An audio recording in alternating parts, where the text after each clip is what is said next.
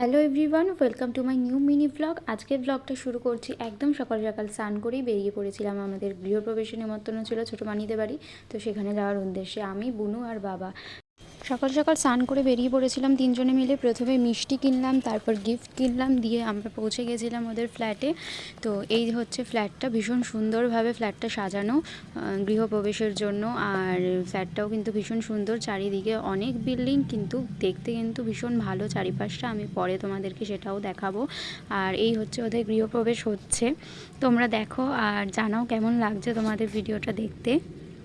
পরপর সমস্ত রিচুয়ালস মানা হলো, বাট আমি কিন্তু খাবারের ভিডিওটা তোমাদের সাথে নেওয়া হয়নি, কারণ এতই খিদে পেয়েছিলো যে আমি খেতে বসে পড়েছিলাম, নিতেই ভুলে গেছি। আর এই হচ্ছে ওদের সুইমিং পুল, পুরো বিল্ডিংটার মাঝখানে এরকম সুইমিং পুল, গার্ডেন আছে, জিম করার জায়গা আছে, বাচ্চাদের খেলার গার্ডেন আছে, স্লিপ আছে, পার্কের মতন করা, ভীষণ সুন্দর।